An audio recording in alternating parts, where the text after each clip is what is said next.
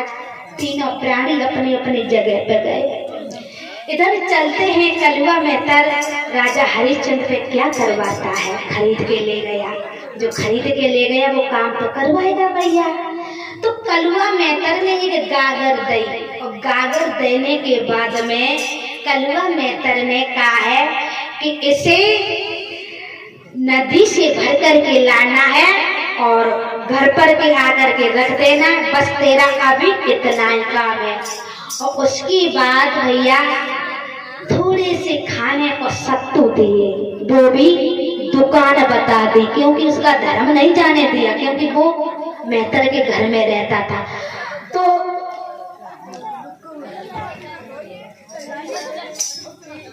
मैया रुक जाओ, 10 मिनट नहीं तो ज्यादा लग रही है, हैं? रुक जा।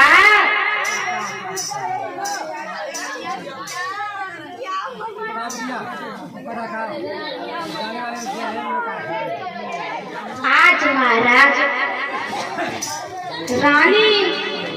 राजा गागर भर के लाता है और दुकान से सत्तू लाता है। जैसे ही घोल के खाने के लिए बैठता है और इधर भैया विश्वामित्र को चैन नहीं पड़ो। विश्वामित्र को भिखारी को रूप रख के और राजा हरिश्चंद्र के पास में आए गए और बोले हैं, लला तुम कब के भूखे हो?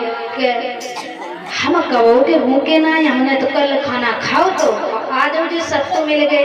ए लला हम 2 दिन के भूखे जो सत्तू हमें दे दे। बेचारे सीधे साधे राजन ने वो सत्तू उस भिखारी को दे दिए। ऐसे दूसरा दिन हुआ, सत्तू खाने को बैठे तो विश्वामित्र कोड़ी का रूप रख के आ गए और कहा, बेटा हमारे बहुत पेट में भूख लगी है, कुछ हो तो दे दो। बेचारे राजा ने भुरे हुए सत्तू उसी को दे दिए। ऐसे ही दादा 1 नहीं 2 नहीं 3 नहीं 4 नहीं 21 दिन हो गए। आज विश्वामित्र ने हरिश्चंद्र के पेट में अन्न का दाना नहीं जाने, समझो, अन्न का दाना नहीं जाने दिया। अब जब 21 दिन का खाना नहीं मिले भैया तो बाकी दशा का हुई है। आज हरिश्चंद्र बिल्कुल दुबले पतले हो गए।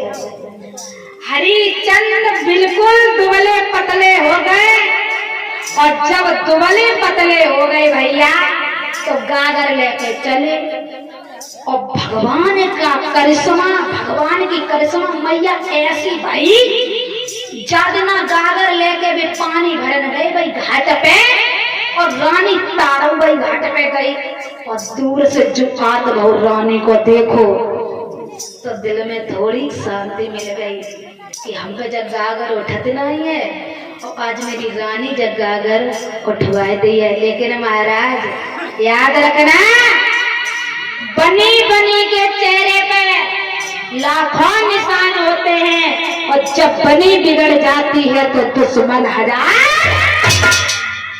विपत्ति में कोई किसी का नहीं, नहीं पत्नी नहीं पति नहीं पिता नहीं माँ नहीं भाई नहीं बहन, कोई किसी का नहीं। विपत्ति में कोई साथ नहीं देता, अपना अपना खुद देख पाता इंसान है।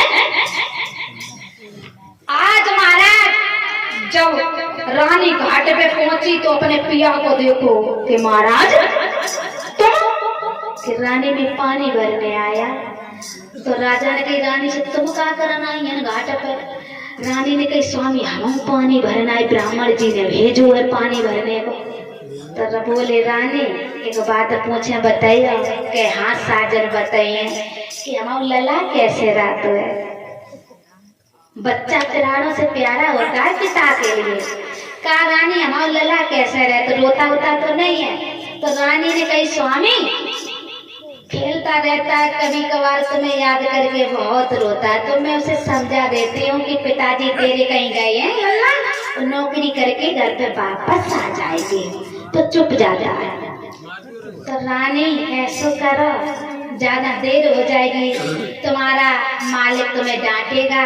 जब गागर है जा सर पे उठाए के हमारे रख दियो, सारा दे दो थोड़ो और हमारे सर पे रख दियो, क्योंकि हम 21 दिन हो गए रानी झूठ नहीं बोले मैंने खाना नहीं खाओ तासे हमारो शरीर दुबला गो। तो राजा ने रानी से कही देखिए महाराज कौन की शिकायत तो नहीं है? याद रखना भाई रानी जो धर्म के पीछे एक दिन बिक गई आज क्या जवाब दे रही है, याद रखना। राजा ने कहा रानी और तने का सहारा दे दे नारी हमारी और दुर्बल है शरीर उठे ना गगर।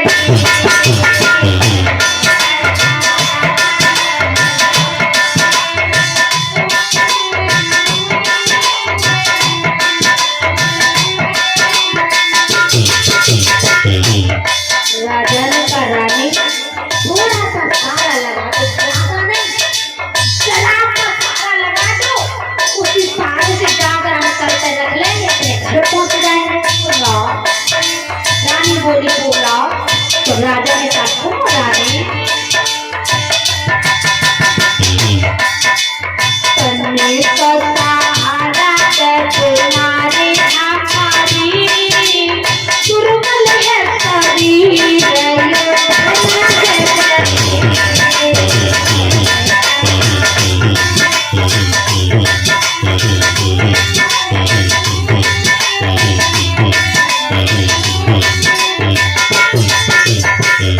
राजा ने कई तने का सहारा दे दे नारी हमारी और दुर्बल हुआ शरीर उठे ना गगर। नारी ने कहा जवाब दो भैया तुम पे भंगी घड़ा मोटे चांदर गगारी हमारा दिमाग मारो जरा दिमाग को सोचा। तुम पे भंगी घड़ा मोटे चांदर गगारी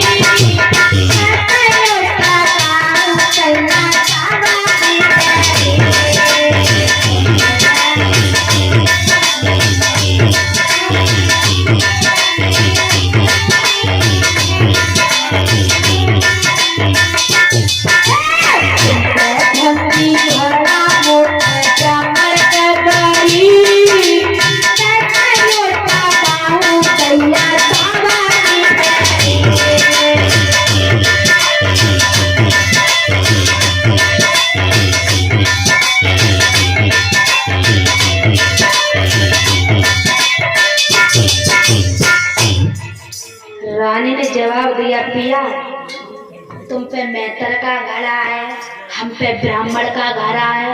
तो अगर हम पे ब्राह्मण का घड़ा है तो अगर हम मेहतर के घड़ा को चाहिए तो हम चलो जाइए। हम तो ना डुबाई पाई है सैया, हम तो पिया तुम्हारा घड़ा ना डुबाई पाई है क्योंकि हम एक ब्राह्मण के घर में रहते हैं।